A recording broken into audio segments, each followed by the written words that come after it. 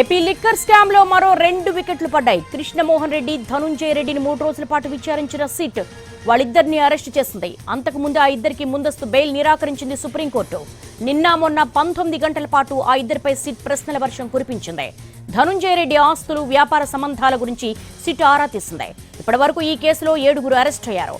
2వ రోజు కస్టడీలో సజ్జల శ్రీధర్ రెడ్డిని విచారించారు.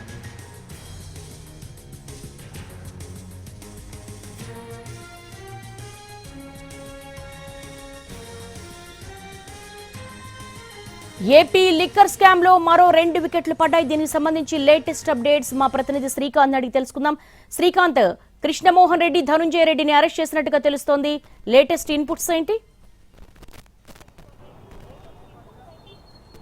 ఏపీ లిక్కర్ స్కామ్ లో నిందితులుగా ఉన్నటువంటి రిటైర్డ్ ఐఏఎస్ ధనుంజయ రెడ్డి, అదేవిధంగా మాజీ ముఖ్యమంత్రి జగన్మోహన్ రెడ్డి ఓఎస్డీగా పనిచేసినటువంటి కృష్ణమోహన్ రెడ్డి, వీళ్ళిద్దరిని కూడా కొద్దిసేపటి క్రితమే సిట్ అరెస్ట్ చేసినట్టుగా అయితే సమాచారం అందుతుంది. చూడొచ్చు మన విజువల్స్ లో కూడా వాళ్ళిద్దరికి సంబంధించిన న్యాయవాదులు కూడా లోపలికి వెళ్తున్న పరిస్థితి కూడా ఉంది. ఇవాళ 3వ రోజు ఇద్దరు కూడా విచారణకి హాజరయ్యారు. గత 2 రోజులుగా కూడా సిట్ విచారణకి అటు ధనుంజయ రెడ్డి, ఇటు కృష్ణమోహన్ రెడ్డి ఇద్దరు కూడా హాజరయ్యారు. నిన్న రాత్రి 11:30 గంటల సమయం వరకు కూడా విచారణ కొనసాగింది. ఇవాళ 3వ రోజు కూడా విచారణకు హాజరు కావాలని నిన్నే నోటీసులు ఇవ్వడంతో ఉదయం 11 గంటలకు ఇవాళ అటు ధనుంజయ రెడ్డి, కృష్ణమోహన్ రెడ్డి ఇద్దరు కూడా విచారణకు హాజరయ్యారు. అయితే వీళ్ళిద్దరూ కూడా ఈ కేసులో తమకు ముందస్తు బెయిల్ ఇవ్వాలని చెప్పి సుప్రీంకోర్టులో పిటిషన్ దాఖలు చేశారు. దాని మీద కూడా విచారణ జరిగింది. విచారించిన న్యాయస్థానం ఇద్దరికి కూడా ముందస్తు బెయిల్ ఇవ్వడానికి నిరాకరించింది. దీంతో ఇవాళ సాయంత్రం వరకు గతంలో ఇచ్చిన ప్రొటెక్షన్ ఏదైతే ఉందో దానికి సంబంధించి సిట్ అధికారులు అయితే అరెస్టు చేయలేదు. 5 గంటల తర్వాత